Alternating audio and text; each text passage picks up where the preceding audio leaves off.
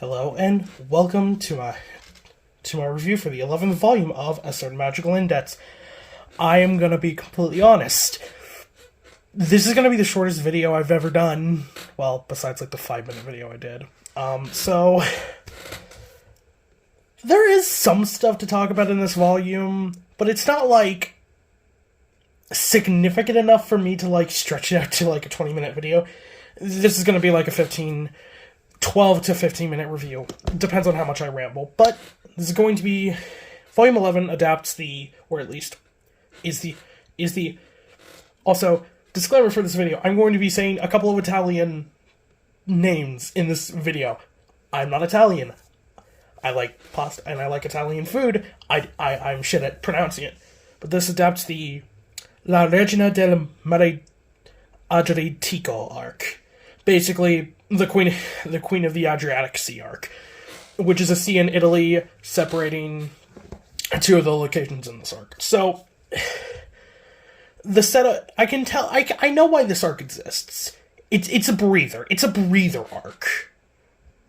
You know, when you have two really intense arcs that you know you're going to be getting to, in this case, it's the Daihase arc and the Academy City Invasion arc, which I'm going to have fun talking about because Accelerator gets to do some stuff in it. But they're 2-volume arcs. They are very intense. So you kind of need a breather arc to kind of ease the audience between them.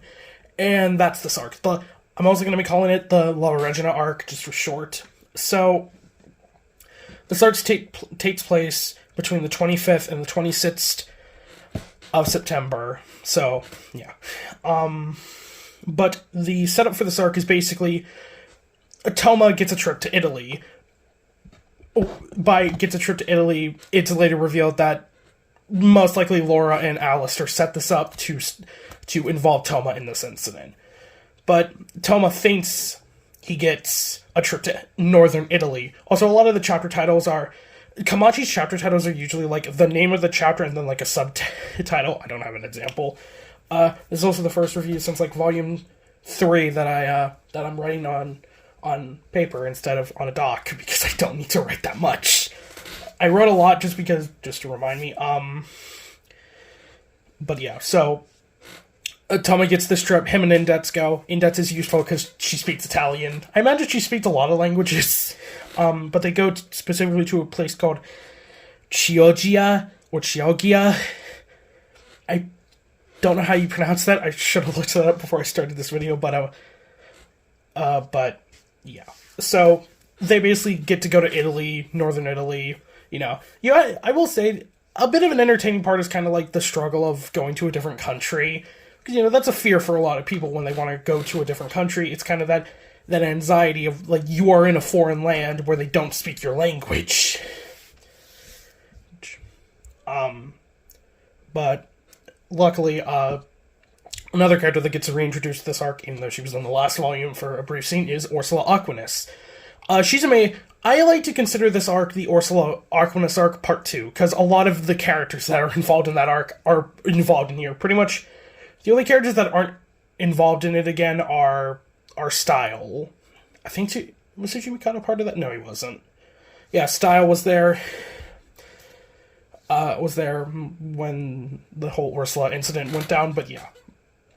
So, you also get some more stuff with the Yamakusa branch. You get to see all of them again.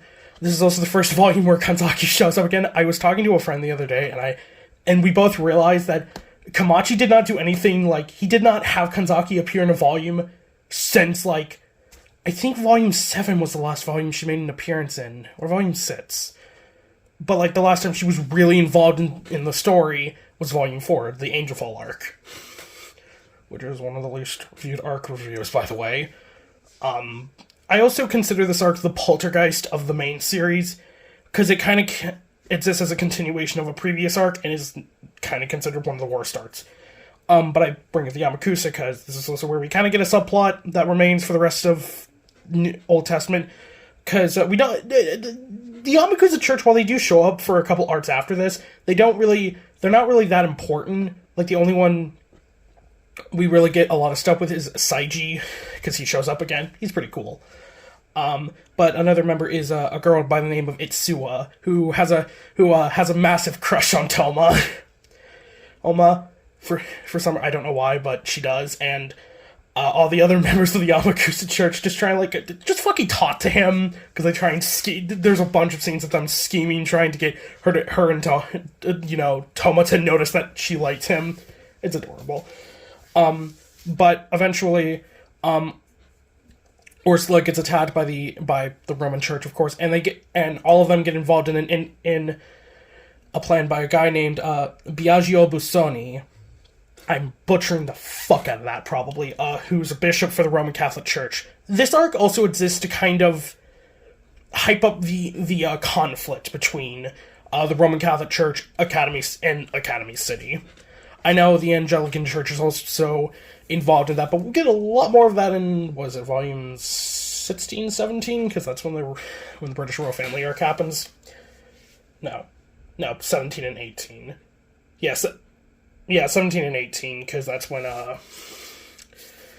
because that's when those arcs take place, because now I'm thinking about volume 16 is the Aqua arc, so 17 and 18, yeah. So, the whole crux of this arc is, the Adriatic Sea basically has the surveillance system for hundreds of years called the Queen's Fleet. And a lot of this arc is kind of focused around Venice or Venezia, whichever pronunciation you prefer. Because of Part 5 of JoJo and Ghiaccio, for 6 years? No, 5 years. I cannot do math. I've always just pronounced it Venezia. I know that sounds weird, but I don't know, just because of... I found the Ghiaccio scene where he complains about that really funny, so I've just called it Venezia for, years. But basically, it's basically just to survey the Adriatic Sea. And Ursula and Toma get kind of trapped on it, and then they meet Agnes. Yeah, this arc also exists to kind of what happened to Agnes's group after Toma defeated them, which I do like that Kamachi does this, that he does actually show what happens to some antagonists. And if he doesn't directly show it, he at least mentions it. You have a lot of series where, the antagonists are, once they are defeated, they don't show up again. Or, if they do show up again, it's not really significant. Agnes was an antagonist in a previous arc, and she is the major part of this. As basically what happened is, after she failed to capture Ursula and, I think, kill her... This was the problem, because I'm gonna have to remember shit I read, months ago. God, I read that back in, December? Yeah. Basically what happened to all of them is they're forced to basically work labor on the Queen's Fleet to kind of repent for their mistakes. So, she finds Toma and Ursula, and they complain, they bitch at each other, because, Toma was the person who caused this, but Agnes at least asked for their help to rescue all of her friends. Specifically, Angeline and Lucia, who were the only two that really got focus. I think Angeline is the younger of the two, who, with, the badge of angels, I forget what she uses, and then Lucia is the more mature one. So yeah, these ships are also made out of ice. It's a cool aesthetic of just these, glowing ships on, the ocean. And eventually, this arc kind of culminates in, you get some fun stuff. They get rescued by the Amakusa Church, and you get some fun dialogue between all of them. Also Saiji. Saiji is a pretty cool guy, I will say. Hey, it helps that he is voiced by Mista. Mista is Japanese VA, who is pretty good VA. But basically, this all kind of culminates with them attacking the head fleet. The head ship is also called, I believe, the La Regina, which is also a name for Venice. And initially, they assume, because a purpose of this fleet is to destroy Venice if it ever betrays, but of course, it's why would they? So, eventually, Toma, Index, and Ursula go attack the main ship, and you get Toma versus Biagio uses a weird ability where he uses these crosses that turn into giant crosses and kind of crush you, basically, I forget the exact analogy, but it's a Christian analogy. So yeah. There is an interesting line here. The one interesting line in this entire thing that kind of makes me wonder is, so, people know about Imagine Breaker, but they've never, like, said anything more about it. Alistair is pretty much the only one who has said really a lot of significant stuff about Imagine Breaker. But Biagio mentions something weird. He doesn't mention something specifically, but he just kind of... He scoffs at Toma using Imagine Breaker as weapon. And that got me thinking, like, okay, so this is gonna be... Imagine Breaker has always kind of been a topic of discussion for the series, because it's such a weird ability. The fact that Toma isn't considered an Esper, so it's not an Esper ability, and the fact that he can break both magic and Esper abilities, basically how it's described anything supernatural. It's just this weird in the middle zone of, like, it's the equalizer for both. But yeah, that was an interesting line. I wanted to mention that about Imagine Breaker. So Biagio's whole plan, this is kind of also a continuation of Lidvia's plan, where instead of the Croce di Pietro to turn Academy City to the magic side, it's to just destroy it, because using Agnes and a spell called the Rosario of the Appointed Time, you can remove the restriction of the destroyed target. And and Biagio plans to change it to Academy City. There's a whole analogy, Gamora and something that I forgot to write down. But yeah, again, I have, like I said, it's like with some of these volumes, it's like it's a good volume. There are some cute character interactions, but it's just like the plot itself, like, meh. It does feel like a non-canon arc in a sense. I guess it is interesting to see Toma, in a different location than Japan.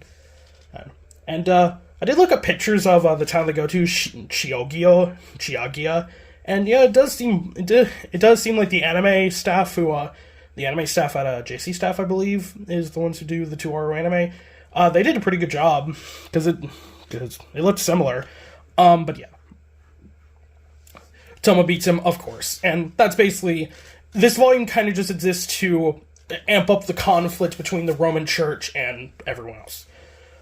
There's 2 more scenes in this volume that are interesting. They're in the epilogue. The first is we get a scene with Kanzaki and Tsuchimikado. It's exactly what you think. It's him teasing her about, you got Kamijo involved in another incident, or Kamiyan, as Tsuchimikado says. I wonder what the yan prefix mean. Suffix